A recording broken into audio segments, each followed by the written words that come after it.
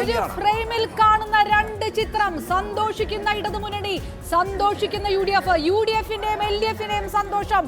ചിത്രത്തിലില്ലാത്തത് NDA, ചിത്രത്തിലില്ലാത്തത് BJP.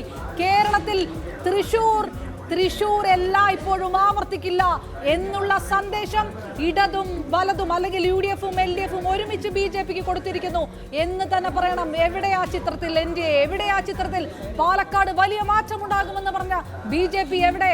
മുകളിൽ കാണുന്നു ഇത് ഇടതുപക്ഷത്തിന്റെ കോട്ട ചേലക്കര, യുഡിഎഫിന്റെ കോട്ട പാലക്കാട്, വയനാടും വിട്ടുകൊടുത്തിട്ടില്ല എവിടെയും. കൃത്യമായിട്ടുള്ള സാന്നിധ്യം, ആ വോട്ട് അതേപടി നിർത്തി. 12,451 വോട്ടുകൾക്ക് രാഹുൽ മാങ്കൂട്ടത്തിൽ ഇപ്പോഴും ലീഡ് ചെയ്യുകയാണ്. 12,451 വോട്ടുകൾക്ക് രാഹുൽ മാങ്കൂട്ടത്തിൽ ലീഡ് ചെയ്യുന്നു. അത് വലിയൊരു ഭൂരിപക്ഷമാണ്. കാരണം നമുക്കറിയാം, കഴിഞ്ഞ തവണ ഈ ശ്രീധരൻ മത്സരിച്ചപ്പോൾ ഷാഫി പറമ്പിൽ ജയിച്ചത് ഷാഫി അല്ല രാഹുൽ എന്നും ഷാഫിയുടെ കരിസ്മ രാഹുൽ ഇല്ല എന്ന് പറയുമ്പോഴും ഷാഫി പറമ്പിന്റെ പൂർണ്ണ സാന്നിധ്യം പാലക്കാട്ട് തെരഞ്ഞെടുപ്പിൽ ഉടനീളം ഈ രാഹുൽ മാങ്കൂട്ടത്തിനൊപ്പം ഉണ്ടായിരുന്നു എന്ന കാര്യത്തിൽ സംശയമില്ല.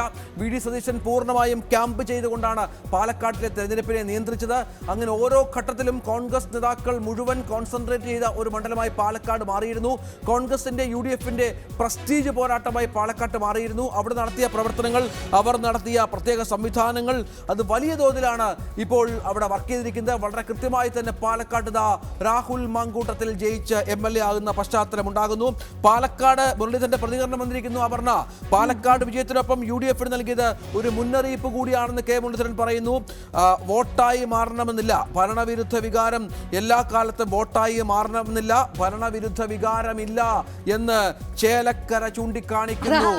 ഇക്കാര്യങ്ങൾ പാർട്ടി ഗൗരവമായി പരിശോധിക്കും. എല്ലാ സന്തോഷത്തിനിടയിലും കെ മുരളീധരന്റെ ഒരു കൊട്ട് അതിനിടയിൽ വരികയാണ്. പൂർണ്ണമായും ക്രെഡിറ്റ് നേതൃത്വത്തിന് കൊടുക്കാൻ തയ്യാറാകുന്നില്ല. കാരണം ഭരണവിരുദ്ധ വികാരം ഉണ്ടെങ്കിൽ അതിനെ ആ തരത്തിൽ പ്രതിഫലിപ്പിക്കാൻ UDFന് കോൺഗ്രസിനായിട്ടില്ല എന്ന് പറഞ്ഞു വെക്കുകയാണ് മുരളീധരൻ. സ്വാഭാവികമായും ഇത്തരം പ്രതികരണങ്ങൾ കൂടി പ്രതീക്ഷിക്കണം. പാലക്കാട് കൂടി തോറ്റിരുന്നെങ്കിൽ മുരളി എന്ത് പറഞ്ഞേനെ എന്ന് കൂടി ഇതിനോട് ചേർത്ത് വായിക്കണം. പക്ഷേ പാലക്കാട്ട് ഈ വിജയം വന്നതുകൊണ്ട് നമുക്കറിയാം, സന്ദീപ് വാര്യർ വന്നപ്പോൾ ആദ്യം പരസ്യമായി പ്രതികരിച്ച നേതാവ് കൂടി മുരളീധരനാണ്. അത് പക്ഷേ പിന്നീട് അദ്ദേഹം തണുത്തു എങ്കിൽ പോലും അവിടെ ഇത്ര വലിയ ഭൂരിപക്ഷം കിട്ടുമ്പോൾ മുരളീധരന്റെ വാക്കുകൾക്ക് ഒരു തടസ്സമുണ്ടാകും.